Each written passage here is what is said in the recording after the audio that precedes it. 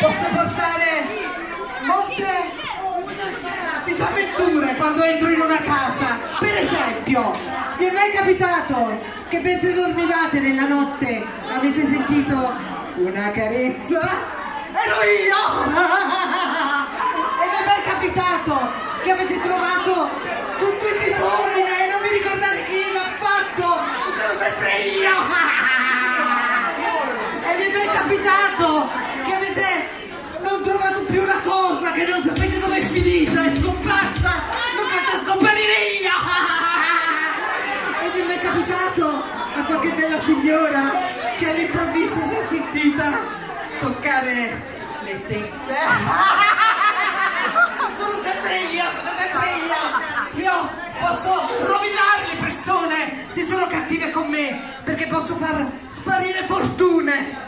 Ma con chi è gentile posso invece arricchirlo e mostrargli un tesoro. La mia storia è molto triste in verità, risale al 1445, quando mia madre, che era una donna di nobili natali, figlia di un ricco mercante di panni, si chiamava Caterinella Frezza, era il tempo del Duca d'Aragona a Napoli.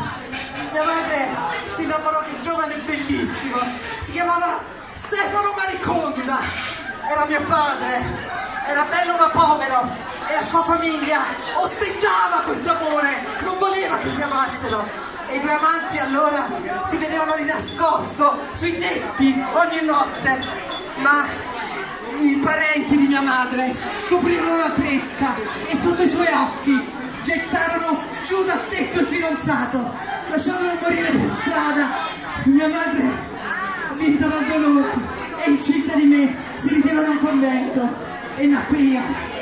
Ma ero brutto, ero nano, deforme, con questa testa enorme e le suore mi curavano con tanto amore e mia madre chiese la grazia alla Madonna di salvarmi, ma io rimasi così e quando uscivo per strada lei mi vestiva da frate perché sperava che avesse la grazia che io guarissi, ma quando uscivo per strada vestito così tutti mi chiamavano brutto e mi gettavano le pietre e mi riempivano di spropeli e di fango e allora io diventai cattivo, scontroso e quando morì prematuramente diventai uno spettro, un pommonello che fa tanti dispetti ma che è anche tanto buono e quando appaio col cappuccio nero come adesso è un presagio di sventure e di catastrofi, ma quando voglio essere buono mi tolgo questo cappuccio e ne metto un altro, metto un cappuccio rosso